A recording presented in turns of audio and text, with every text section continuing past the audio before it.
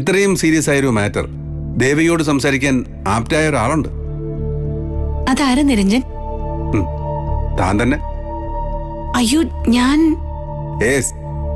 As a sister and as a friend പ്രിയയ്ക്ക് അതിന് കഴിയും. പ്രിയയ്ക്ക് അതിന് കഴിയൂ. പക്ഷെ എനിക്കതിനുള്ള ധൈര്യമൊക്കെ ഉണ്ടാവും. അപ്പൊ സാറേ, പ്രിയ ജോലി ഏറ്റെടുത്ത് കേട്ടോ.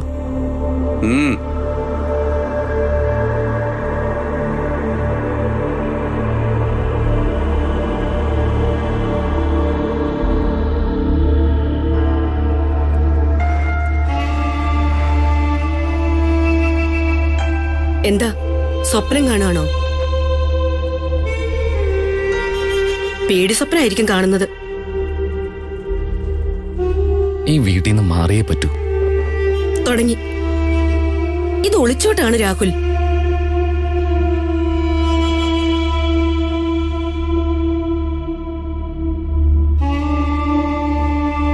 ഒളിച്ചോട്ടെങ്കിൽ അങ്ങനെ. ഇതിനകത്ത് ഇങ്ങനെ ടെൻഷൻ അടിച്ചിരിക്കുന്നതിലും ഭേദമല്ലേ അത്? അന്ന് ഗ്രേസി ആന്റിയുടെ കൂടെ ദേവിക വന്നപ്പോ തന്നെ ഇവിടുന്ന് ഷിഫ്റ്റ് ചെയ്യേണ്ടതായിരുന്നു. മനുഷ്യന് മനസ്സമാധാനം കിട്ടിയാനെ. എവിടെ വരെ ഓടാനാണ് നിങ്ങൾ? സേഫ് എന്ന് കരുതിയ ഈ സ്ഥലത്തും വന്നില്ലേ അവൾ? പിന്നെ എവിടെ എത്തിച്ചേരാൻ കഴിയാത്തത്? നമുക്ക് വേറെ വീട് നോക്കാം ബിന്ദു. ഇല്ല, നിങ്ങൾ ദേവികയെ ഭയന്ന സ്ഥലം വിട്ടാൽ അത് എനിക്ക് ക്ഷീണമാണ്. ബിന്ദുമേനോൻ അങ്ങനെ തോറ്റുകൊടുക്കാൻ തയ്യാറല്ല. ദേവിക ഇങ്ങോട്ട് വന്നാലോ? വരട്ടെ, ഞാൻ നേരിടാം. അതിനുള്ള ധൈര്യം എനിക്കുണ്ട്.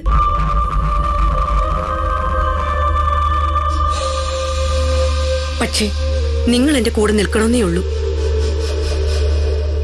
എന്താ, പറ്റില്ലേ?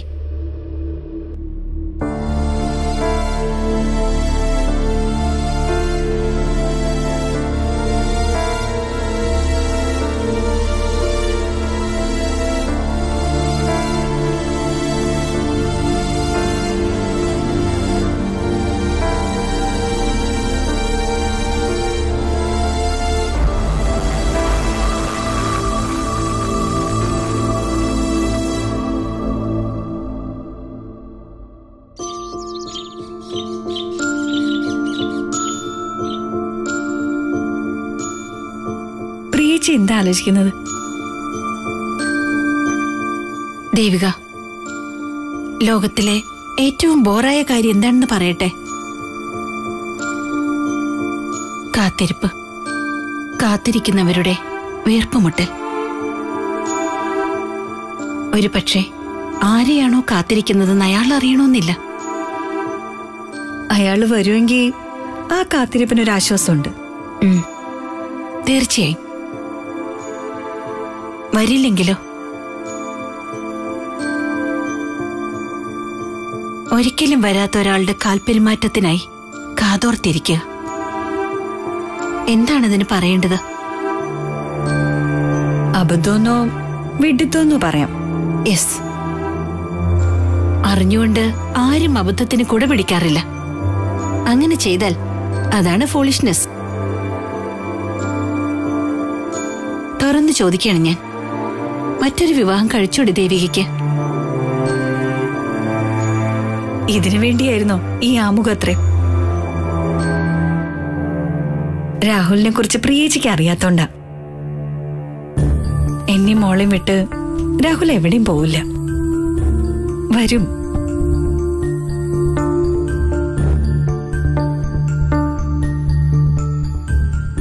ചുമ്മാ കണ്ട് ഒരാകർഷണത്തിന്റെ പേരിൽ പ്രേമിച്ചവരല്ല ഞങ്ങള്. ഒരേ ഇഷ്ടങ്ങളും ഒരേ അഭിരുചികളും ഉള്ള രണ്ട് വ്യക്തികളുടെ പരസ്പരമുള്ള കണ്ടെത്തലായിരുന്നു ഞങ്ങളുടെ കണ്ടുമുട്ടല്. വെറും കൂടിക്കാഴ്ചകൾ പിന്നെ പിന്നെ കാണാതിരിക്കാൻ പറ്റാത്ത വിധത്തിലുള്ള കൂടിച്ചേരലുകളായി. ഒടുവിൽ എല്ലാ എതിർപ്പുകളെയും അവഗണിച്ച് കല്യാണം. എന്നുവെച്ചാ ഒരു താലികെട്ട്.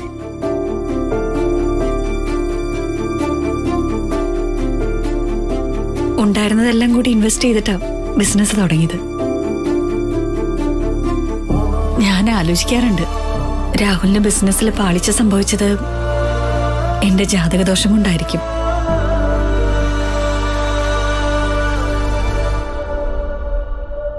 അപ്പോ ഞാൻ എന്റെ മോളുടെ അച്ഛനെ കാത്തിരിക്കണ്ടേ? മറ്റൊരു വിവാഹം കഴിച്ചൂടെ എന്ന് പ്രിയേച്ചി ചോദിച്ചു. വിവാഹം കഴിക്കുന്നത് പോയിട്ട് അതേപ്പറ്റി ആലോചിക്കാൻ പോലും എനിക്കാവില്ല. രാഹുൽ വന്നില്ലെങ്കിലോ?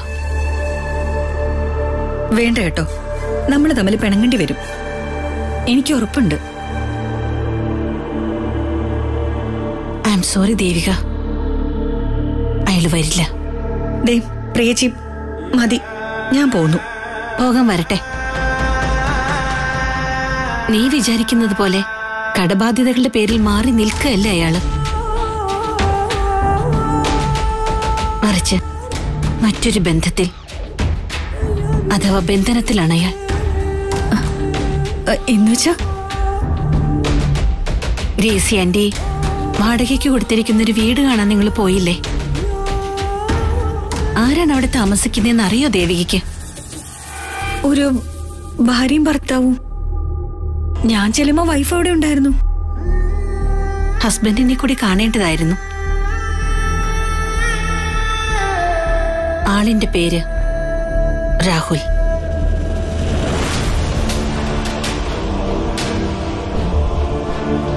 ഒരിക്കലുമല്ല. ആ പേരുള്ള മറ്റാരെങ്കിലും ആയിരിക്കും. അല്ല ദേവിക, അത് പ്രാർത്ഥന മോളുടെ അച്ഛൻ തന്നെയാ.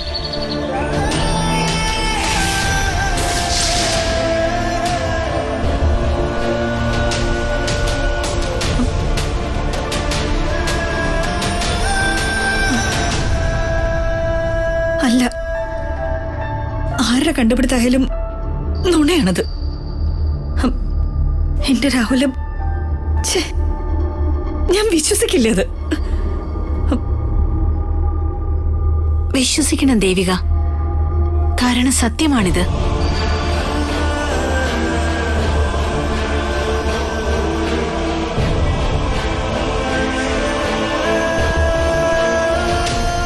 വെറുതെ ഞാൻ പറയുന്നു തോന്നുന്നുണ്ടോ? നീ എവിടെ പോണം?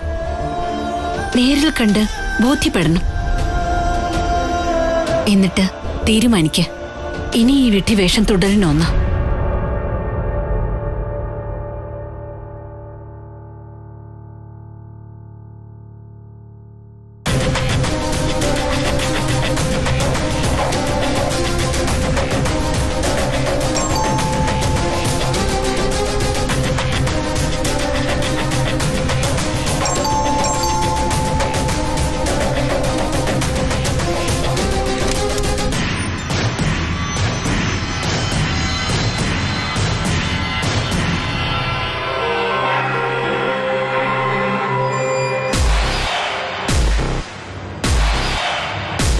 അകത്തേക്ക് വരാവോ?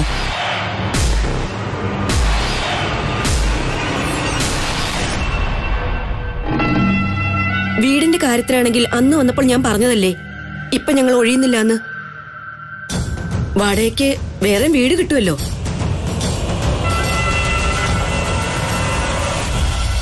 വാടക വീട് നോക്കാനല്ല ഞാൻ വന്നത്.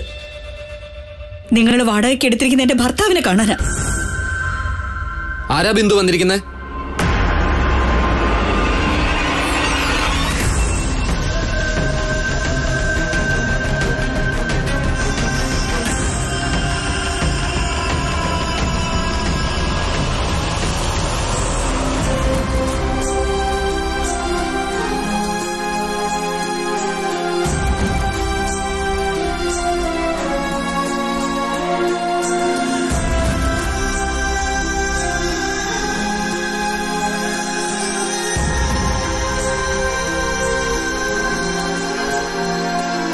ദേവിക എന്ന പേര് അറിയോ?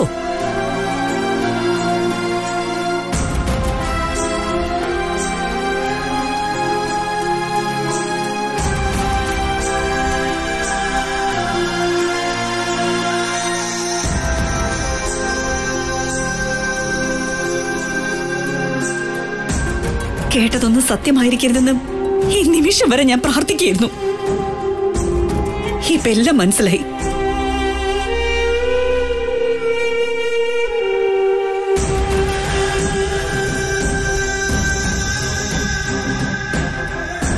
ഇതെന്താണെന്ന് ഓർക്കുന്നുണ്ടോ? ആളുകളും അനുഗ്രഹങ്ങളും ഇല്ലാതെ നമ്മുടെ രണ്ടുപേരുടെയും മനസ്സുകൾ മാത്രം സാക്ഷിയാക്കി നിങ്ങൾ എനിക്ക് ചാർത്തി തന്ന താലി.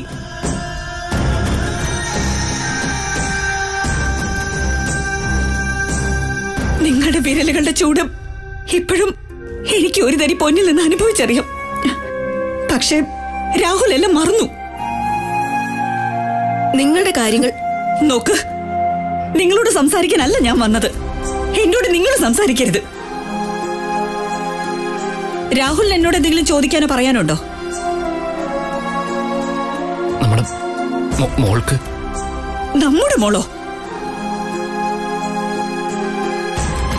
അല്ല, ഇനി പ്രാർത്ഥന എന്റെ മോളാ, എന്റെ മാത്രം മോള്. അച്ഛനില്ലാത്ത കുട്ടി. അവളുടെ അച്ഛൻ മരിച്ചുപോയി. മരിച്ചുപോയ ആളെന്തിനാ മോളെ കുറിച്ച് ചോദിക്കുന്നേ? ദേവി, വേണ്ട രാഹുൽ. ഇന്നലെ വരെ ദേവി എന്നുള്ള നിങ്ങളുടെ ഈ വിളി കേൾക്കാൻ കൊതിച്ചിരുന്നു ഞാൻ. ഇന്നിപ്പോ ആ ശബ്ദം കേൾക്കുമ്പോ ചെവിയിലേക്ക് എന്തോ ഉരുക്കി ഒഴിക്കുന്ന പോലെ തോന്നുക. ഇനി നിന്നും ഞാൻ നിങ്ങളെ കൂടുതൽ വെറുത്തു പോവാ. ഒരു വാക്ക് മാത്രമേ എനിക്ക് നിങ്ങളോട് പറയാനുള്ളൂ, മറ്റൊന്നുമല്ല. കഷ്ടം.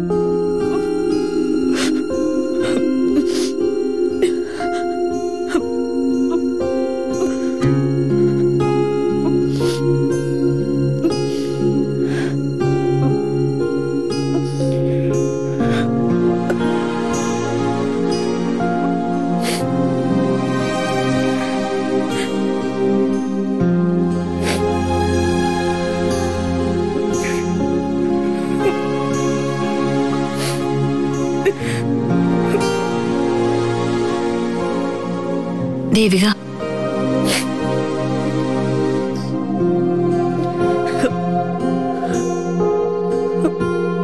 രാഹുലിനും എന്നെ മോളെ കൊന്നുകളയായിരുന്നു. അതായിരുന്നു ഇതിലും ഭേദം.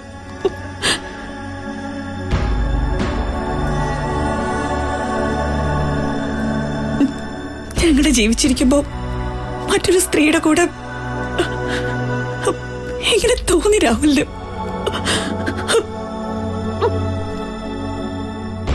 ഇനി പറഞ്ഞിട്ട് എന്താ കാര്യം? അരുതാത്തത് സംഭവിച്ചു പോയില്ലേ?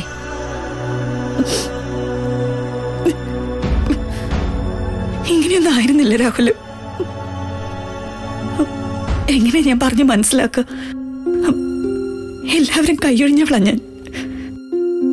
ആ നിഴല് മാത്രമേ എനിക്ക് താങ്ങായിട്ടുള്ളൂ എന്നും നന്നായിട്ടറിയാം രാഹുല്. എന്നിട്ടും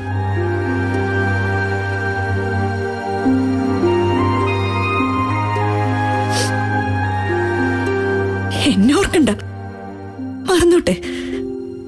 പക്ഷേ ഞങ്ങളുടെ മോള് അവളെ മറക്കരുതായിരുന്നു. കഴിഞ്ഞ ദിവസം അവൾ അച്ഛനെ പറ്റി ചോദിച്ചു. വരുമെന്ന് പറഞ്ഞ് ഞാൻ സമാധാനിപ്പിച്ചു. ഇനി ഞാൻ എന്റെ മോളോട് എന്ത് പറയും? അല്ലെങ്കിൽ എങ്ങനെ പറയും?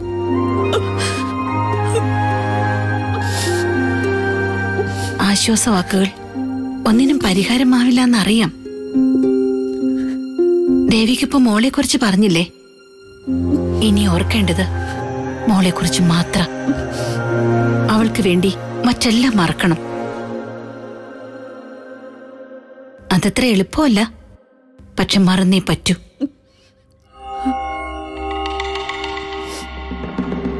പ്രാർത്ഥന മോളെ മറന്ന അച്ഛനെ ദേവി എന്തിനോർക്കണം? അയാൾ അയാളുടെ വഴി തേടിപ്പോയി. തിരിച്ചു വരുമെന്ന് പ്രതീക്ഷയുണ്ടോ?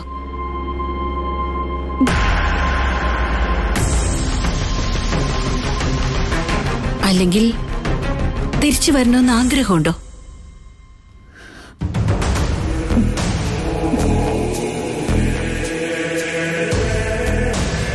അപ്പൊ പ്രാർത്ഥനയ്ക്കുള്ളത് ഇനി അമ്മ മാത്രമാണ്.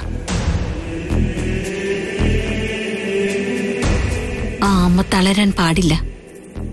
മനസാന്നിധ്യത്തോടെ നിൽക്കണം, മോളുടെ മുമ്പിലും ജീവിതത്തിന്റെ മുമ്പിലും.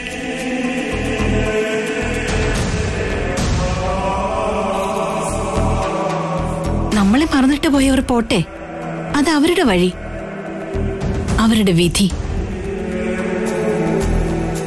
നമുക്ക് നടന്നു തീർക്കാൻ ദൂരം ഒരുപാടുണ്ട്. ആ, എഴുന്നേറ്റ് മുഖം കഴുകിക്കേ. മോള് സ്കൂളിൽ നിന്ന് വരുമ്പോ പ്ലസന്റ് ആയിരിക്കണം. വേണ്ടേച്ചി, അവളുടെ മുന്നിൽ എനിക്ക് അഭിനയിക്കാൻ വയ്യ. ഞാൻ വീട്ടിലേക്ക് പോവാം. ചെറിയൊരു തലവേദനയുണ്ട്, ഒന്ന് കിടക്കണം. എങ്കിൽ ഇവിടെ റെസ്റ്റ് ചെയ്യേ. വേണ്ട, പോണം. വെയിൽ കൊണ്ട് പോണ്ട, നിരഞ്ജൻ ഡ്രോപ്പ് ചെയ്യും. സാരമില്ല, ഞാൻ പോയിക്കോളാം.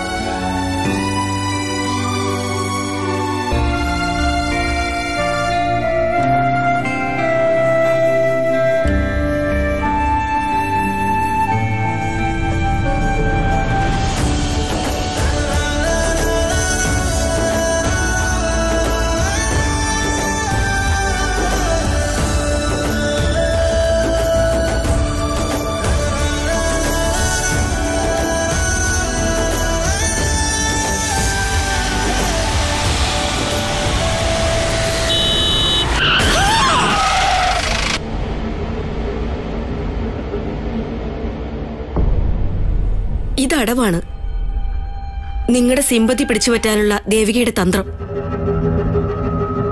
എന്നാലും ആക്സിഡന്റ് എന്നൊക്കെ പറയുമ്പോ അതിനാണല്ലോ ആശുപത്രിയിലുള്ളത്. പോരാത്തതിന് TV ചാനലിലെ സ്റ്റാഫും. എല്ലാ പരിഗണനകളും കിട്ടും. ഡോക്ടർമാർ കാവൽ നിന്ന് ചികിത്സിക്കും. ഒന്ന് വിളിച്ച് വിവരം അന്വേഷിച്ചാലോ? എന്തിന്? രാഹുലിനെ വെറുക്കുന്നു എന്ന് പറഞ്ഞ് ഇവിടെ നിന്ന് ഇറങ്ങിപ്പോയ ആളാ. ഇത്രയും നിന്ന് അനുഭവിച്ചാൽ പോരെ നിങ്ങൾക്ക്? വേണമെങ്കിൽ ഹോസ്പിറ്റലിലേക്ക് ചെല്ല്. എല്ലാവരുടെയും മുമ്പിൽ വെച്ച് ഒന്നുകൂടി ഇൻസൾട്ട് ചെയ്ത് വിടും.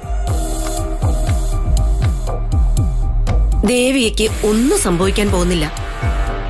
രാഹുൽ ടെൻഷൻ അടിക്കാതിരിക്കേ. കേൾക്കുന്നുണ്ടോ?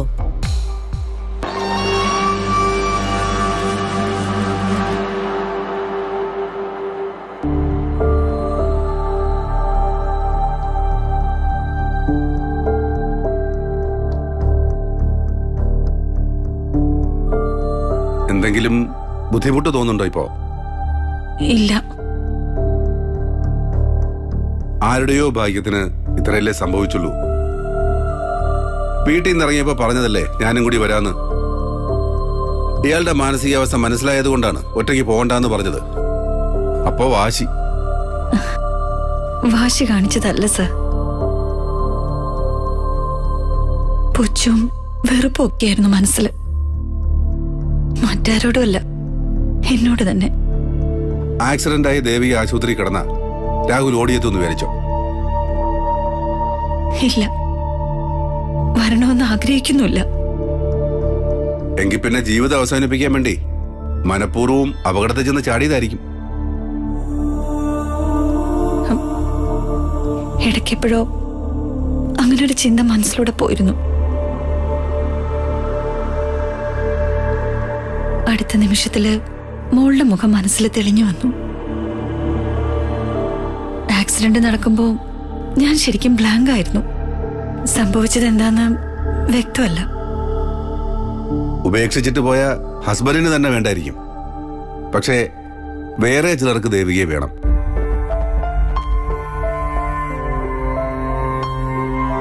പ്രാർത്ഥനയ്ക്ക് വേണം.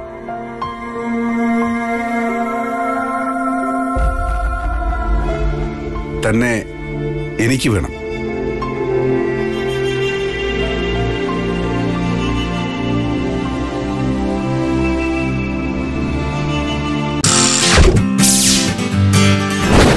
Yeah.